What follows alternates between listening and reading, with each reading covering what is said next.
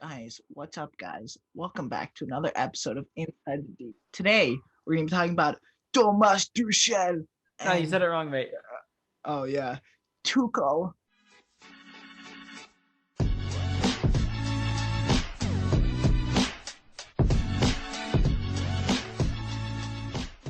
What's up, guys? Welcome back to another episode of Inside the D. This is the 15th time I've tried the intro, but these boys keep messing me up and making me laugh.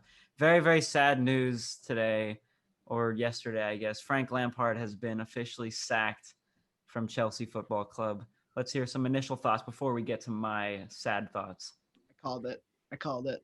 Start of the year, I told Aiden, I was like, yeah, Lampy's out. He's a garbage manager. And Aiden, what are you talking about? He just brought in the best players. Oh, he's amazing. We're going to be so good this year. Halfway through, what happens? Frankie's out. Guess who's in? Tuchel. No, Tuchel. Tuchel! Hey! Slipped up. Tuchel, right? Tuchel. Kind of like Tuchel. Frank Lampard. I messed up badly. No, that's just uncalled for. Let me tell you something about Frank Lampard. Okay, I'm very disappointed because obviously you never want to see a club legend go. Yes, I think it was a good decision for the club, but it's just kind of a sad decision. Do you know what I mean? Because every Chelsea player wants one of their best ever players to do well in management. So it's very sad to see at around 3 a.m. my time that Frank Lampard was going to get sacked. No, I was just gonna say I have a question. If Tuchel, yeah, if Tuchel, I'm too used to listening to Tuchel. If Tuchel didn't get fired from PSG, you think Lampard would have been sacked as soon as he was, or do you think they would have waited until the end of the season? I think he would have still been sacked because there were other managers that were probably going to fill in. Tuchel just happened to be the best available. Yeah, I mean, it wasn't a matter of, oh, look, Tuchel's available, let's get him before any other team gets him. I think it was a matter of just Frank Lampard would given him enough chances, although they did sack him after a win, which could have been because Tuchel versus who? Luton Town. Yeah, exactly. That's why exactly. I do get the vibe that it is a little bit of almost what you said that it isn't.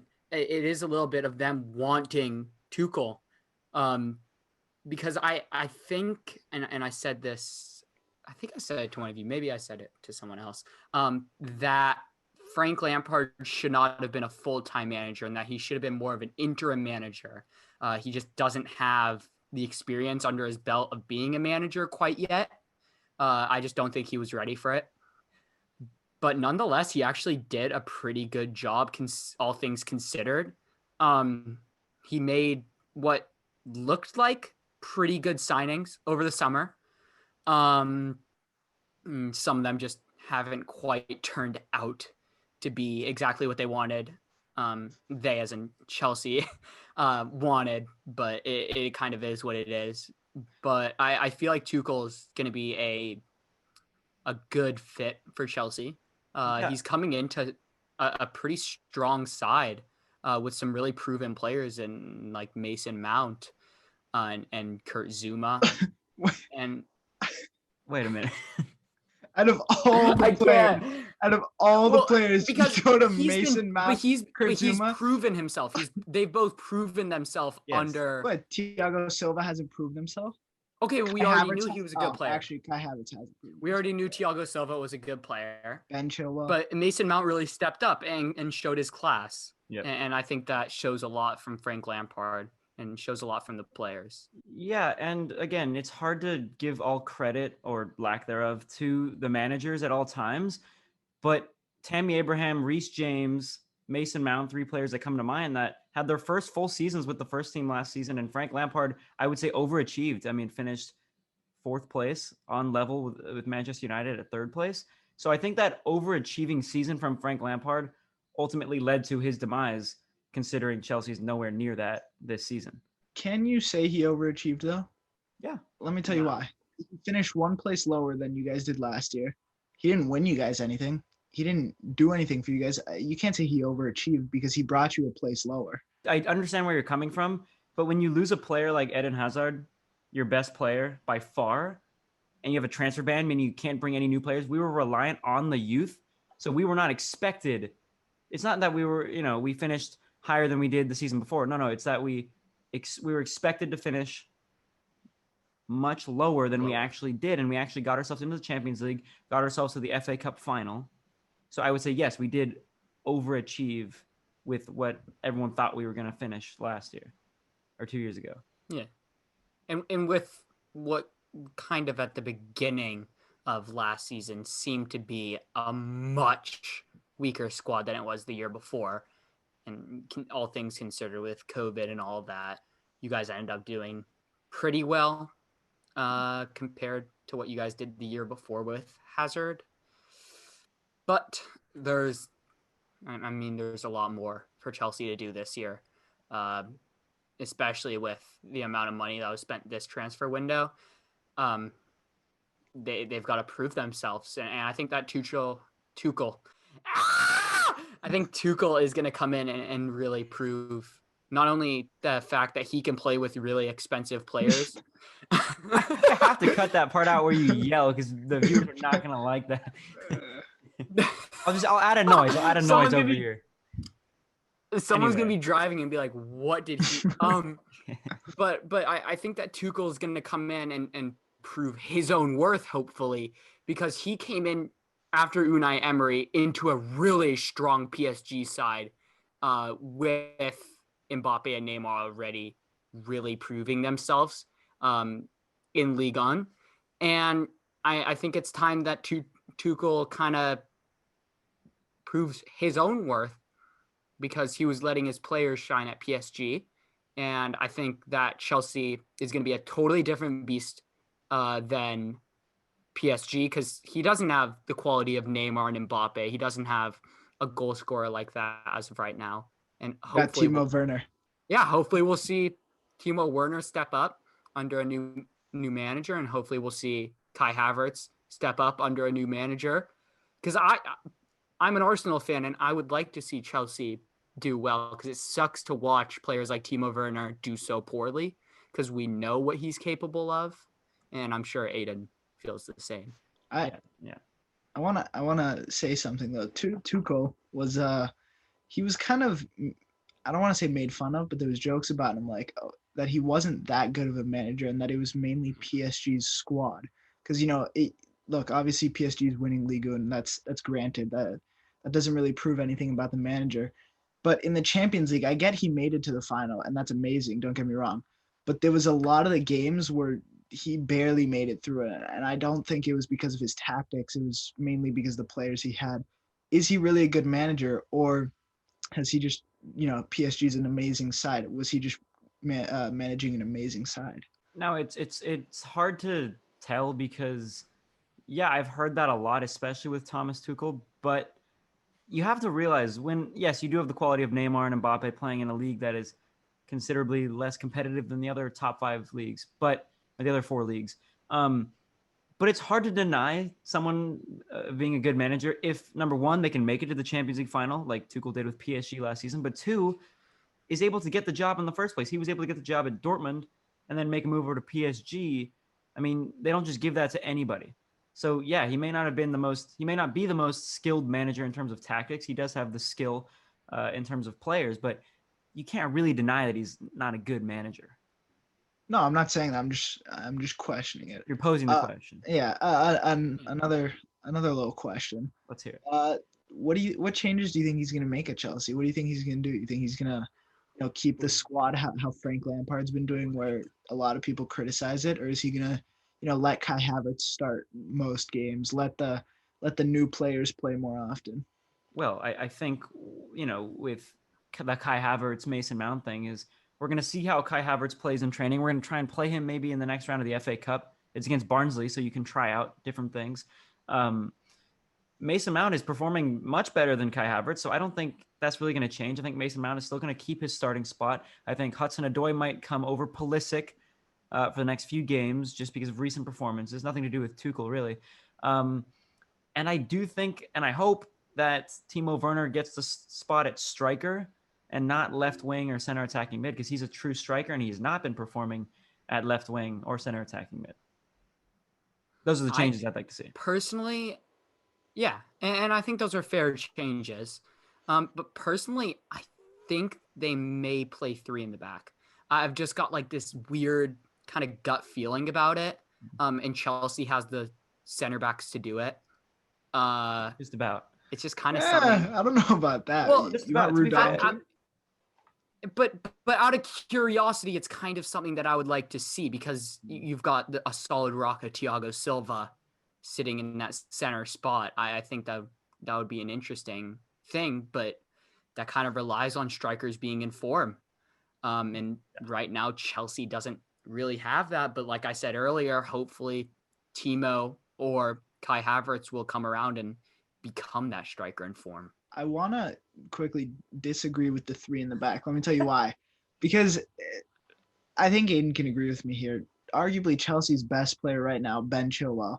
How's he going to fit into that if there's three in the back? I mean, maybe he can play up a left mid instead of left back, but why would you do that when you have Pulisic or Hudson-Odoi, who are both solid players? I Pulisic agree. No, I agree with it's like you don't want to really mess with a right back, left back position like Chilwell and Reece James. I mean, we've seen Reece James play right wing, and yes, he can play, but he's not nearly as good as he is at right back. I'm not sure how Ben Chilwell will play at left mid or left wing or whatever they bring him up to. But the three at the back, I mean, when you say a three at the back, the first thing I think of in terms of Chelsea is Antonio Conte's title-winning 2016-17 campaign with Chelsea, the 3-4-3, right? Yeah. That was incredible. However, that's like Marcos Alonso, Victor Moses on the right, Alonso on the left. They could both play at mid. They've played there many times in their career. Alonso was unstoppable on the wing in that season.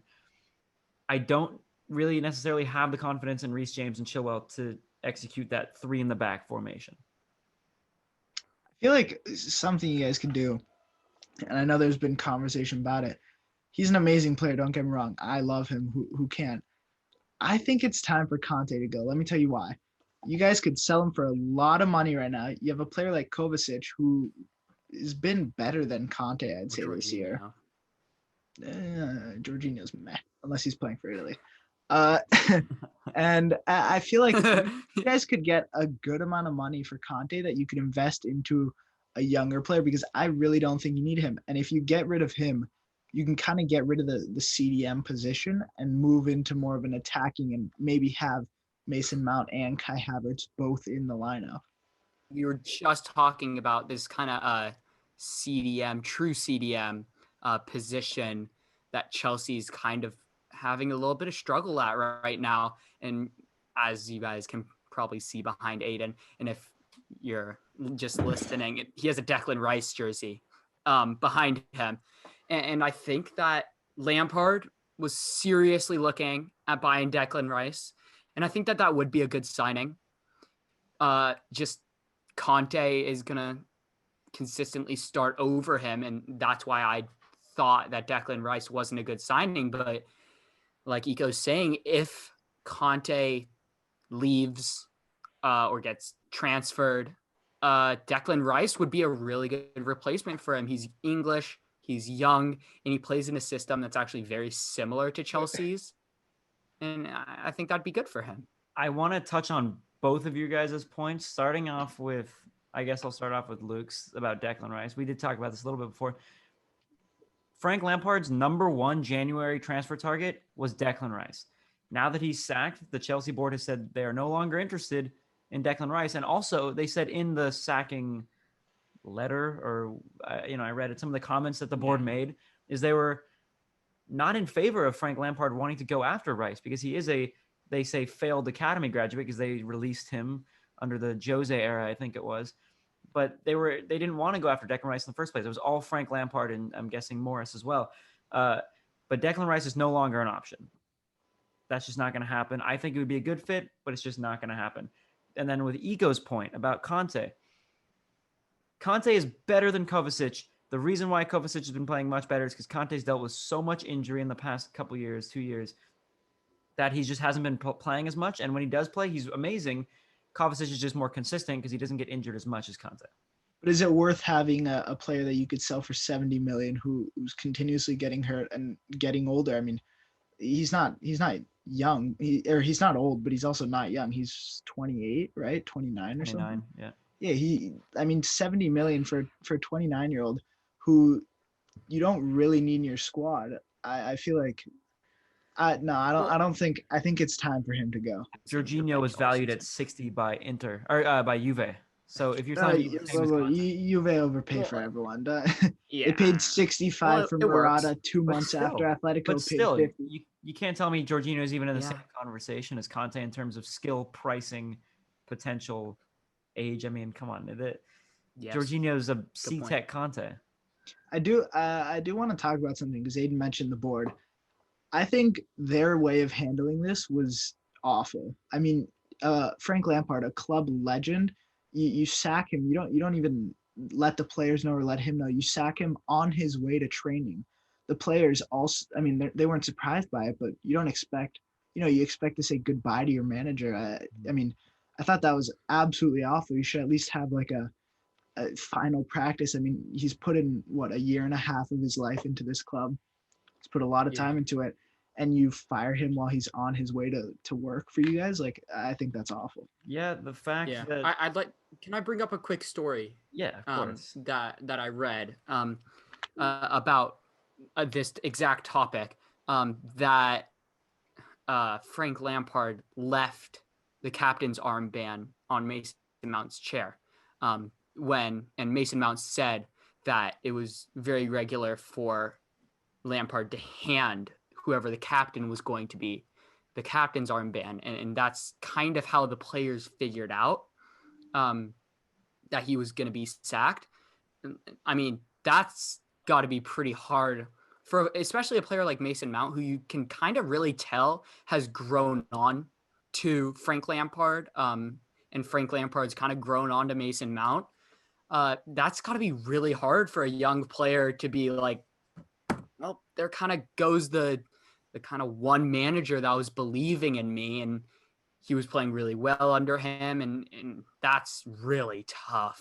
Is that going to cause Mason Mount maybe to decline? I mean, I know Frank Lampard was the guy pushing Mason Mount. I mean, there's all the jokes and stuff, but Frank Lampard really believed in him, and he put a lot of time into developing him as a player. That's got to be a blow to morale for Mason Mount. Could we see? I mean, probably not that big, but he's so young. There could be a decline in his play because he doesn't have that person who, like Luke said, believes in him and pushes him. I mean, I don't know. Tuchel might do the same thing, but I feel like Frank Lampard he was a center mid attacking as well. I feel like he learned a lot from Frank Lampard. I don't think he'll be able to learn, even close to the same amount from Tuchel. Yeah, so it really does depend because, yes, you can take that in consideration because think about this for a second. I know they make jokes about how Mason Mount's like the son of Frank Lampard, but Mason Mount had his first real breakout professional season at Derby County under, guess who? Frank Lampard. As Frank Lampard goes to Chelsea, he brings back Mason Mount, right? So they've gone through a lot together. And what I do actually like, or maybe it's just kind of a heartwarming thing to think about, is Frank Lampard's last game as a Chelsea player was Mason Mount, or as a Chelsea manager was Mason Mount's first as captain. It's heartbreaking and it's devastating. It's a good business decision, but like you guys were saying earlier, the fact that the players found out from the media and from social media is just a horrible way of dealing with it. As Iko was saying about Mason Mount, do I think that he can still thrive? Yes, I do. But he's got a whole new obstacle to climb. He now has to impress Tuchel. He doesn't have Frank Lampard anymore. He needs to prove again. He's already proven it once, but he has to prove again, just like every other Chelsea player has to prove to the new manager that they can keep their starting spot. Tuchel, I was reading, he's a manager who often picks the bigger names, I guess you could say, of players who are on the squad list. PSG, he's obviously going to do that. No, but I was reading, like, as a manager, it's a known thing about him that he doesn't love to use the depth that he has. So I feel like a couple of these young players like Mason Mount, Tammy Abraham, if they don't prove themselves enough to him and they don't get the playing time, I think we could see a big change in the team that Chelsea has. And I feel like a lot of these players could leave if they don't. I mean, you guys have, I'd say, a very solid bench full of youngsters who would start on a lot of other teams. Yeah, you've got other players like Billy Gilmore and Callum Hudson-Odoi who are kind of young studs, we'll say, who could start at bottom half teams and really kind of prove their own worth. And like Eco said, he is a very, let's say, marketable manager. He's going to put the big faces out on the field, which can probably, well, not probably, possibly be a really good thing for players like Havertz, like Werner. And this can be a really positive step in that direction of finding their form. By the way, we always try to tell Luke to say Werner, but he always says I Werner. can't be And bothered. I can't be bothered. He'll get it someday. He'll get it. Nope. I do wanna ask some. I know I keep saying this, but another question. Sure. Tuchel, is he gonna? We just talked about Lampard brought Mason Mount back from Derby County. Do we think Tuchel's gonna try and bring anybody from PSG to Chelsea, spend a little bit more of Roman's money? Mbappe and Mbappe. Neymar. Mbappe and Neymar. Wait, Come on. Mbappe to Liverpool. Did you guys see that? That's not gonna happen. Yeah, It's all rumors. I don't think it's gonna happen. Not yet. It won't happen yet. They He said wants they to were play gonna FIFA. sign Holland. Did that happen? Holland might be going to Chelsea now that Tuchel. Scary. I think. I mean, I'm trying to keep up with transfer targets now under Tuchel. I mean, there's not really many he's come out with just because he just took over. Well, I did see Jude Bellingham in the conversation, which I think we just need to relax and stay away from that for a second. He just signed for Dortmund. Like, give him a second. Going after more Americans. Let him go develop. Definitely not go after more Americans. Off the top of my head, I can't really think of a PSG player that when I say want, I mean realistically think we can get / want. No, I don't think so. I mean, I think that Marquinhos. he shouldn't just. Wait, I was thinking that. I was about to say It's that. not. I don't think it's gonna happen. It's not gonna happen. PSG's not gonna let him go. Pochettino's not gonna let him go. I don't think that we should even look at PSG for options right now. I don't think we need that. Let him try and reunite with Thiago Silva. Let him try and reunite with Christian Pulisic. I mean, just let him settle in first before we even talk about transfer targets. Was he Pulisic's manager when he was at Dortmund? At Dortmund, yes, he for was. like a year. About 50K. Quick thing. Yeah, quick thing about PSG. So we're seeing Jose possibly looking to bring in Dele Alli. He said it right, lads. Yeah, finally. Finally. Do you think that a center mid from PSG is going to want out? If that transfer goes through, I think we see players possibly wanting to leave because a lot of these guys are at PSG because not only it's a big name club that's going to win a lot of trophies, but because they're going to start and get Champions League football. Maybe they're going to want to go to another team and that possibly opens up spots for a lot of teams who are lacking creativity to get a new 10. I think Go ahead. you can go. Okay, well, I think their goal is when bringing in Dele Alli is actually to switch up the formation where Icardi doesn't start. They don't do the two strikers, but rather they have Mbappe on top and then they'll have three in the middle instead of two on top. A Where 4-2-3-1 style. Eco essentially took the words out of my mouth because Dele Alli is not going to start over Verratti and Paredes. So add a third option. But they've also got Pablo Sarabia. Yeah, but he's not. Teresa.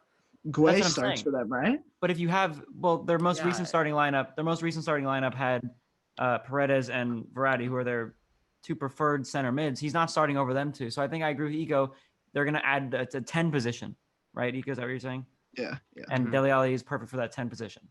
But that also means possibly Icardi out, which there were reports that AC Milan was going to sign Icardi. I'm glad we didn't. But he supposedly wants out of PSG after just signing. Not wants out, but he's okay with leaving.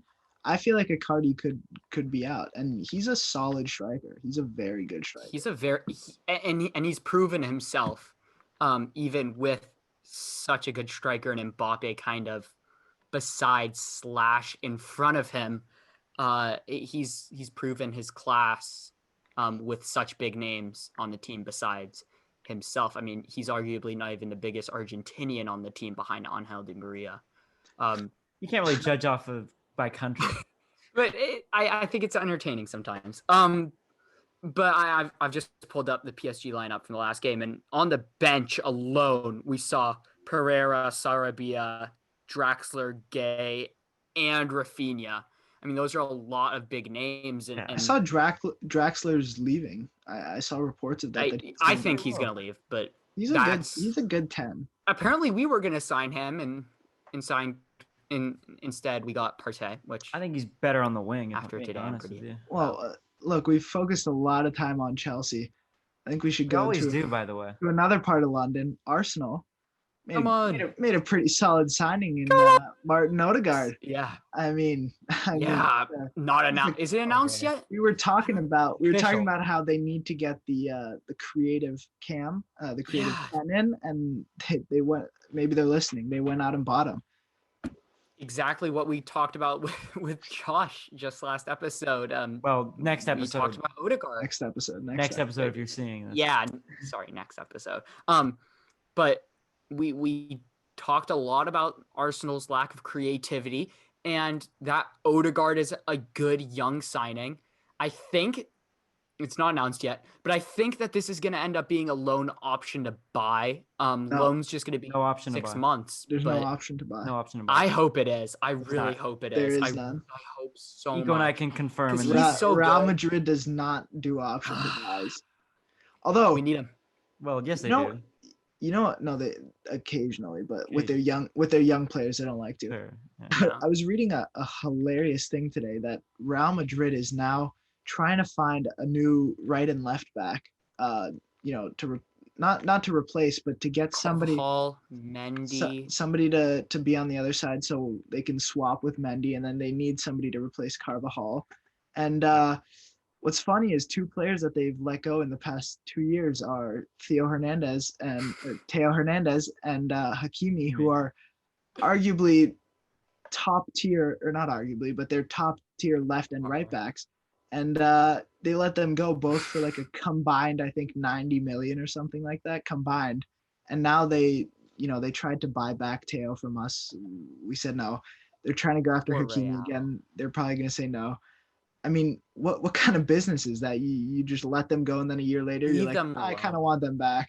Well, here's what it was for me. I Leave- mean, leave Teo Real Hernandez, alone. I get. You're gonna sell it happens in the game. You're gonna sell a player and they're gonna turn out to become really good. Like it happens, and vice versa. Where I think they went wrong with Gnabry, Hakimi, like we've seen that. he had an unbelievable season at Dortmund. They get him back, and then they go on to sell him to Inter. I just don't see why you would do that. Yeah. They have so much money that they just let them go for a couple years, and then they'll sign them back for like double the price. I guess they can do that. I'm looking They to- can afford it. Wait, quickly going back to PSG though, a player that they have on loan from Everton, Moise Kean, who's playing great there. Yeah. When he goes back to Everton, you think he's gonna get a starting spot there? Or you think he's gonna stay at PSG? He might force a move out. No, he wants. I don't think he'll start in front of DL, Dominic Calvert-Lewin. Carlos. Dominic Oh, Calvert- yeah. Allison and He's got and Richarlison and Calvert-Lewin in front I think he'll of him start now. over Richarlison. Really? Yeah. I think he Richarlison's- should stay at PSG. Richarlison- I think if Icardi goes, he should Yeah. stay. He should Yeah. try. Or Yeah. go to a club that needs the striker. Okay, but I have a question. Go for you start guys. somewhere. I have a question for both of you Yep. guys. What's a better front three? And you have to take in consideration age. What's a better front three? Mbappe at striker, Neymar and Di Maria on the wings, or Neymar, Mbappe, and Keon at striker? Mine is Di Maria. I'm saying Di Maria. Neymar and Mbappe on the wings. Yeah. With Would Keon Neymar up and front. Mbappe be? Yeah, but That's what I'm saying. How old is Di Maria? Keon I wants think to he start. Wait, no. wait, wait. I think he should go somewhere where he can start. That's what I agree with you on that one. I don't think he should stay at PSG. I don't think he Di wants Maria's to. 32. I think. That's what I'm He's saying. not- He's old. Di so- Maria's aging.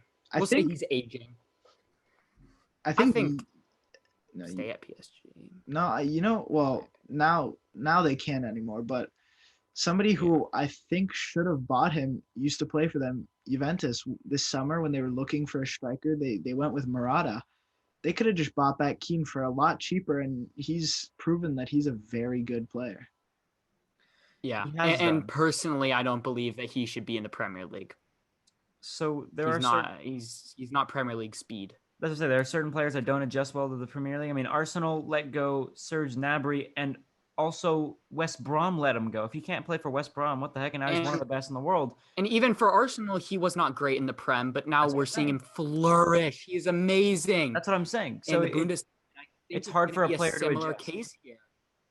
It's hard for a player to adjust in the Premier League. And I think Everton's going to want him to do really well in the Premier League. They're going to try to force it because he's done well already. And I don't think it's going to work at all. I think he needs to either force a move out, but he needs to get out. Premier League's not for him, in my opinion. Because it's kind of a hit or miss with Keon because he played all right at Juventus. He makes kind of a shock move to Everton. Doesn't play well, barely plays, and now is playing well at PSG. It's like you don't perform at one of the best teams. You go to one of the average teams, you don't play well, and then you play really well at another top team. It just doesn't. But maybe sense. because he didn't have the same support at Everton that he had at Juventus and PSG. I think he's got the support at PSG, which is why I think he should just go be the backup striker. But how much time is he going to get there? Not even for Icardi. He's be the backup striker. He's going to be third. He's going to be backup from Mbappe, Icardi, and then Keane. Why would you stay there? He was behind Cavani. You also have to realize last season he was behind Cavani. I think if Mbappe, if they're going to sell Mbappe, I think this is the summer to do it, because if they sell him, then they'll probably keep Keane. If they don't sell him, I think we see Keane going away. Yeah. Probably. Yeah. Probably. That makes sense. So to me, that makes sense. I want to get your thoughts on today's loss against Inter Milan, but I want to know not so much about the game itself, but what does this mean for AC Milan moving forward, considering you guys are still in form despite 2 losses in a row? What does this mean for you guys? Absolutely nothing. Let me explain to you why. Today, if you look at our starting lineup compared to theirs, they had all their starters. They had everybody that they needed. Yes, he came off the bench, Laturo and Hakimi. Doesn't matter. They had him. If you look at us, we had our backup goalie, Tata Rusciano, who played an amazing game. I mean, absolutely amazing. Yep. We played with 10 men for about half the game because, Zlatan was being Zlatan. Final 30 minutes. Zlatan does Zlatan things.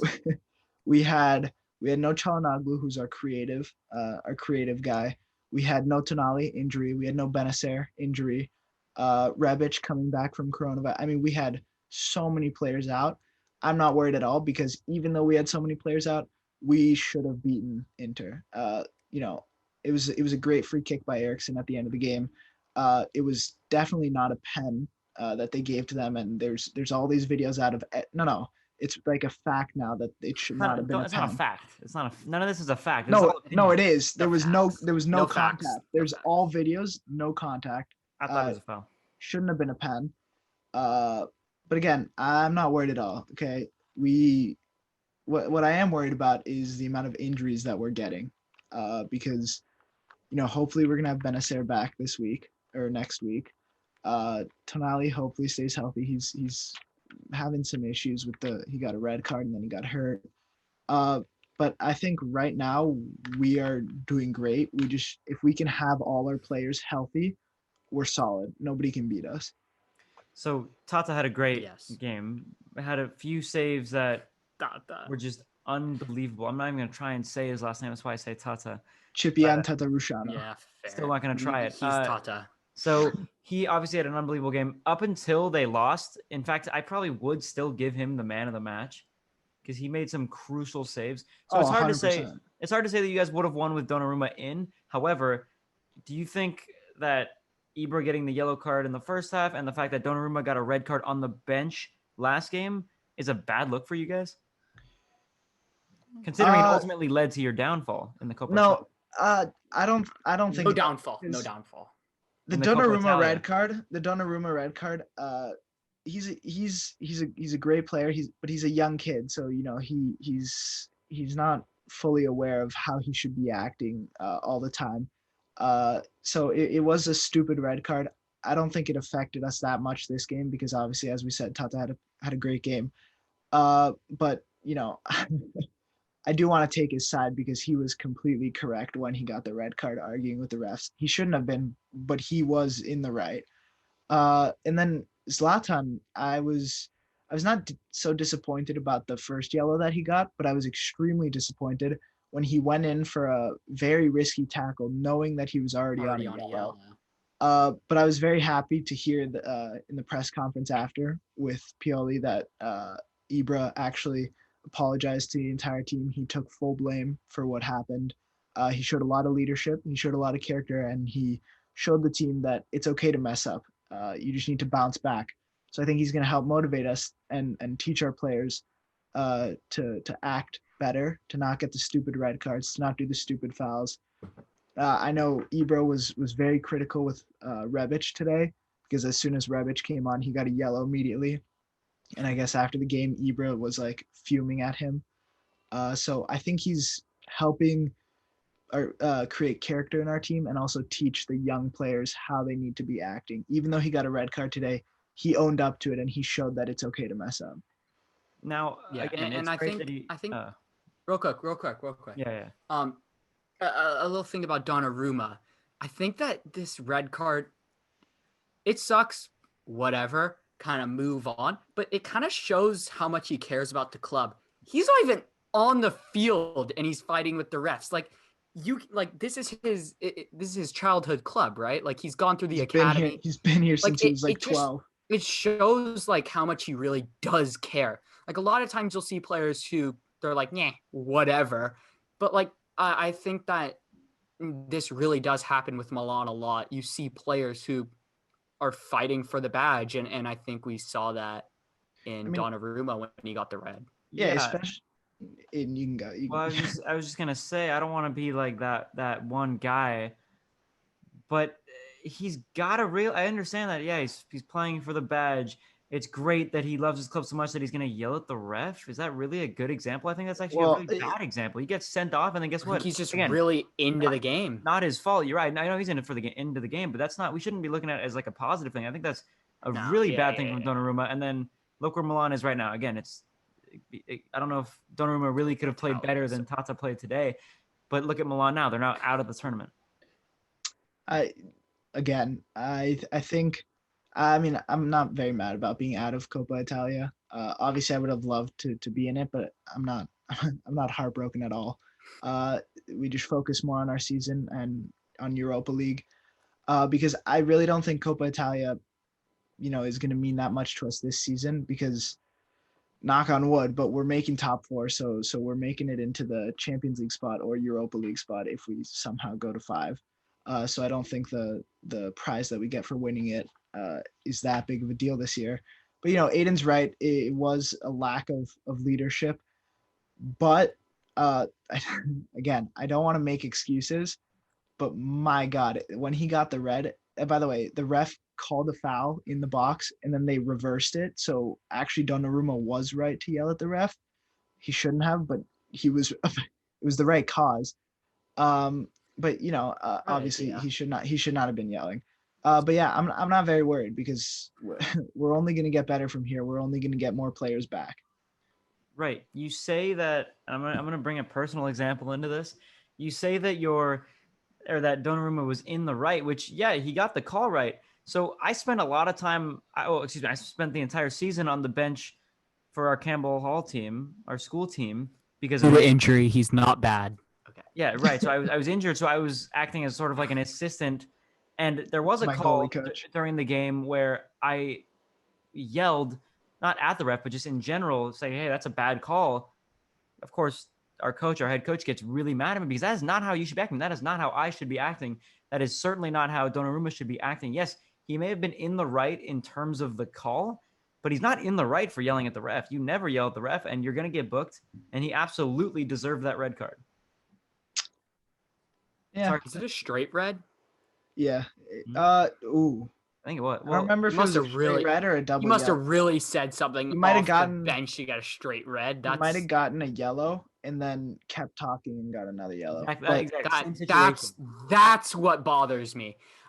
If you're arguing a call, sometimes I don't know how I feel about it. I do it myself, but like when a pro player does it, it looks bad for the team. But I don't know, because if if it was a double yellow, that's poor. That's really poor. Yeah. Because What you is should what does a yellow know card once mean? you get the first yellow. Kind of what we saw with Zlatan today. He got warned. He went in on a stupid tackle, and now his team is playing with 10 men for that last 30 minutes of the game. In what was a really, really intense game that Milan had to fight really hard to stay into, and Eriksson had a ridiculous free kick to get the what win. really sucks about that is I think it's arguable, but I would say, having watched the game myself, that AC Milan was having a better game. But once Ibra got sent off, Milan had 0 actual chances. It was all Inter from there. It was all Inter. Well, we lost our leader on the field. That's what I'm saying. And So your that- striker. So you guys probably would have won the game. I would say I'm actually confident that you guys would have won the game had that red card not happened. Because sometimes you get a player sent off and you're still able to compete. I mean, look at Fulham; they were still able to compete against Chelsea with 10 men. Milan were not, because they lost the striker, they lost their leader in Zlatan Ibrahimovic. I think it was just the one word to describe this AC Milan team after the Copa Italia loss is just irresponsible. And I guess you could say unfortunate. No, A little listen, upsetting. I don't. Upsetting. Oh, very upsetting.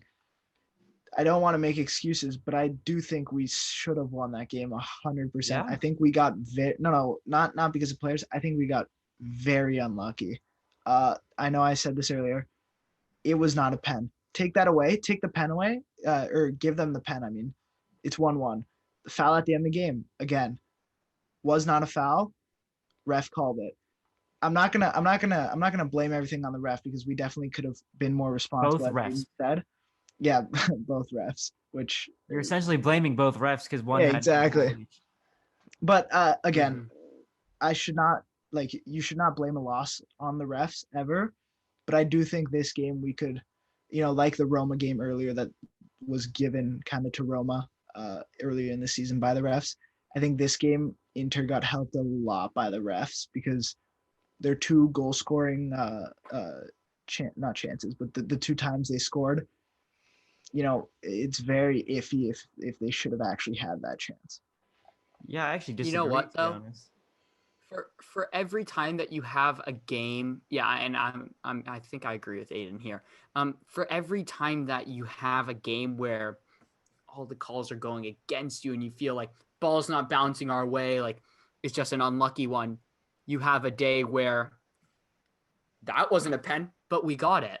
Or, oh, he totally missed a foul, but we scored, so I'm not going to complain about it.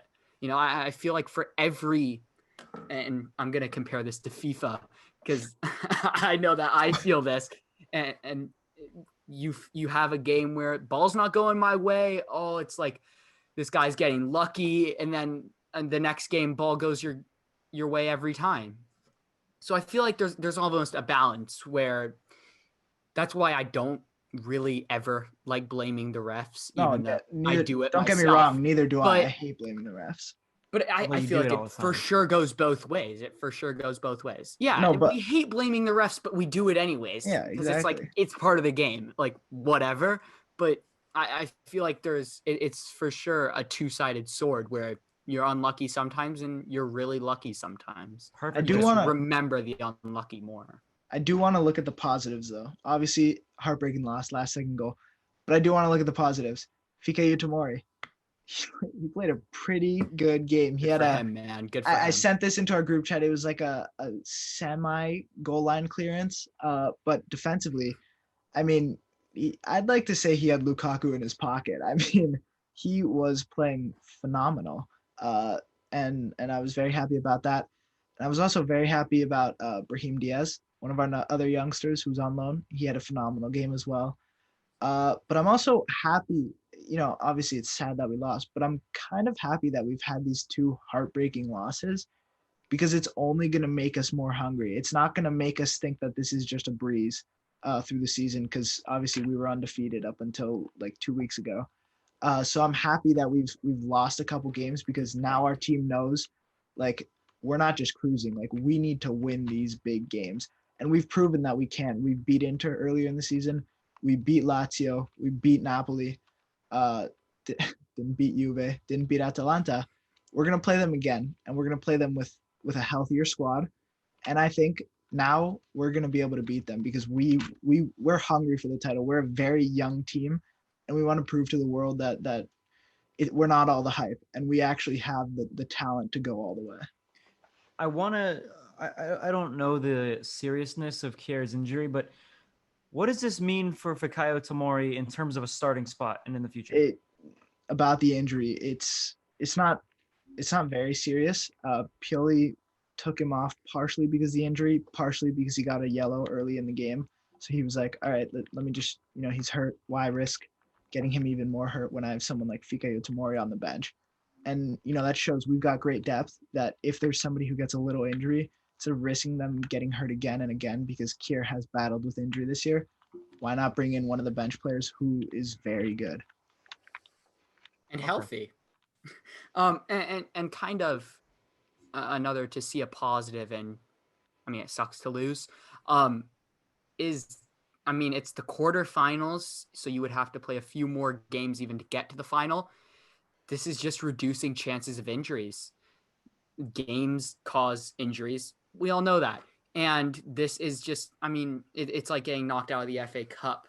It's going to keep your players a little bit healthier. Obviously, it sucks to lose.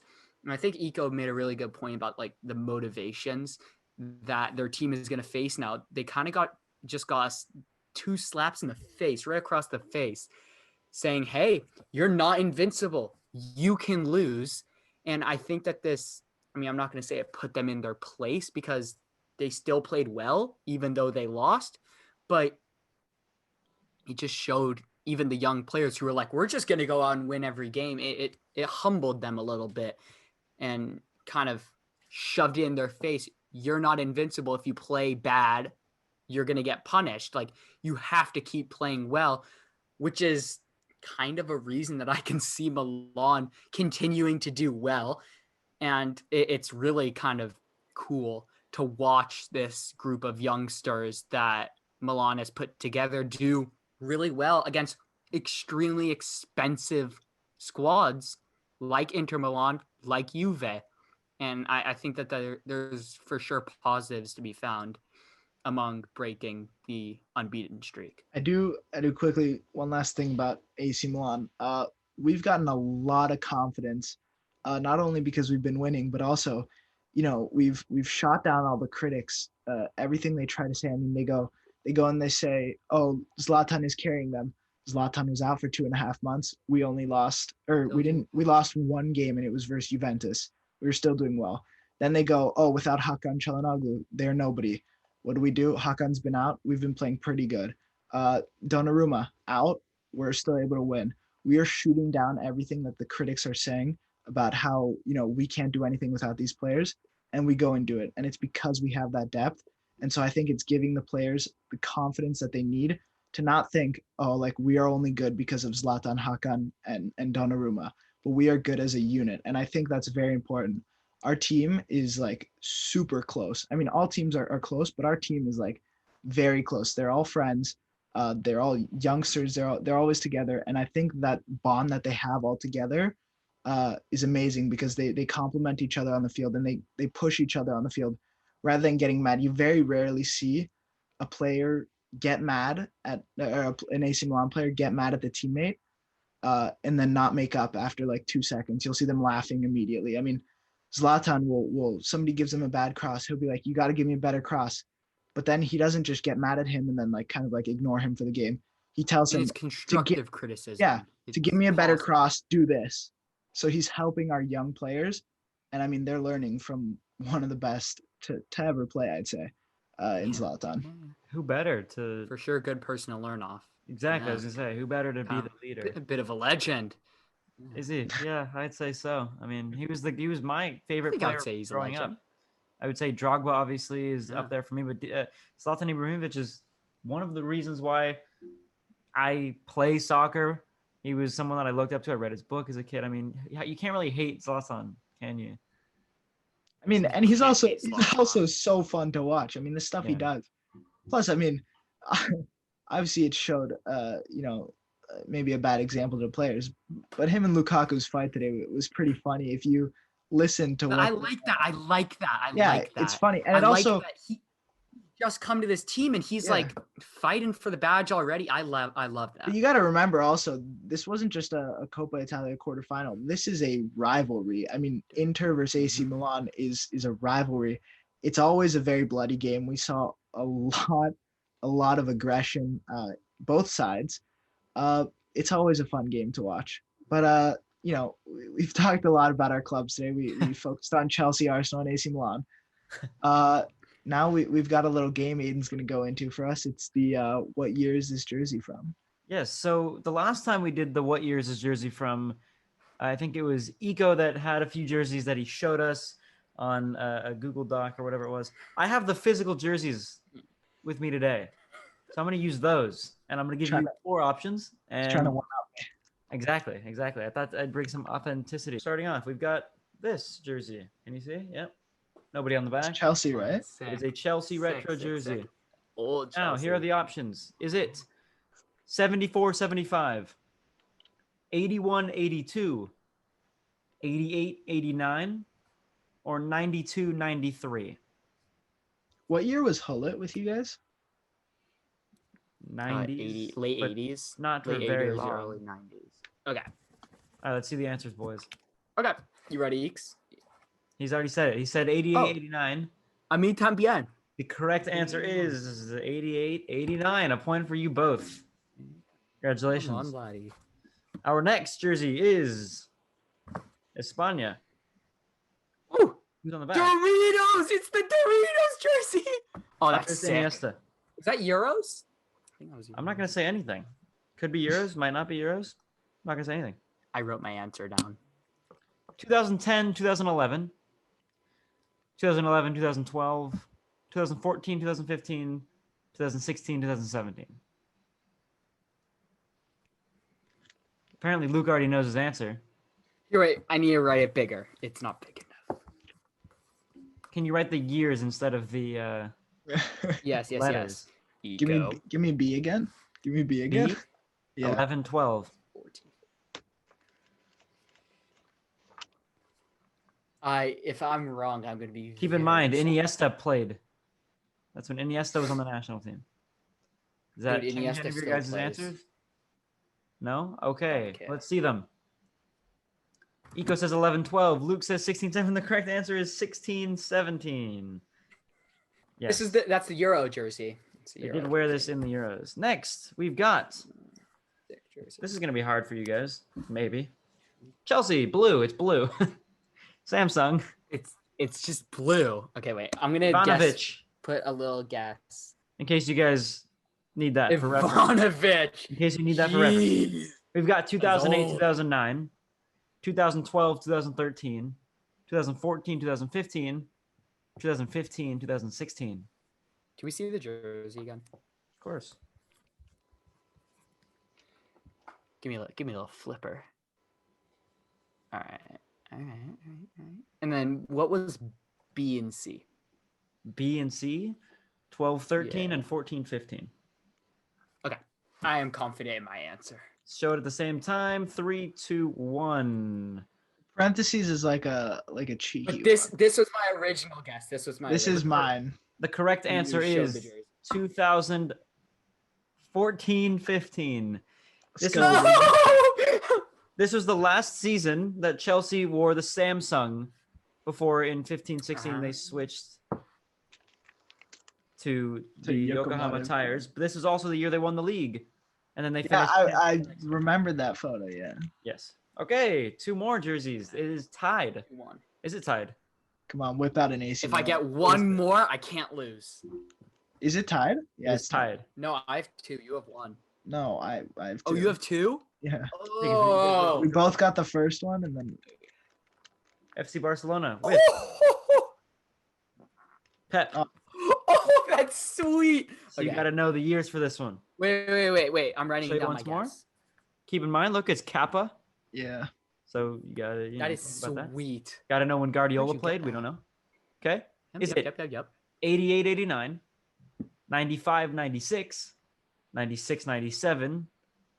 or 0001? Ooh. Yeah. I rewrite. Can someone take the lead here? But this is my original guess is up top. I don't care Are you about your ready, original Yates? guess. I just care about the answer. All right. Go it in 3, 2, 1. He says 0001. 96, 97 was the correct answer. Eco takes the lead. Oh, Look, I wrote down 94, 95. that was So- wrong too, buddy. Luke, you cannot I know, win. but it was close. You can draw, Luke. You can't win. This next jersey does not have a player on the back, so I can only show you the front. And You can show us Eco the back. can secure a win just by AC getting it Milan. right, even if AC you get it Milan. right. AC Milan. Oh, is it AC Milan. Oh, Fiorentina? it's Fiorentina. Fiorentina Oh! Reebok. Oh, it's Reebok. Jeez. That's cool. Is it? I love the collar jerseys. Isn't it nice? Yeah, it's more of a decoration one because the collar looks a bit funky when I wear it. But anyway, a maybe I'll bring huge it out for a collar. podcast. Yeah, it's a big collar. Yeah. That might be a hint. Is it 89, 90, 92, 93, 96, 97, or 99, 2000? What year is this? Wait. Can I see it one more times? Give me A again. A is 89, 90. Nothing on the back at all. Nothing on the back. I mean, you can look at the back. It's just purple. It's purple. Just Okay. purple.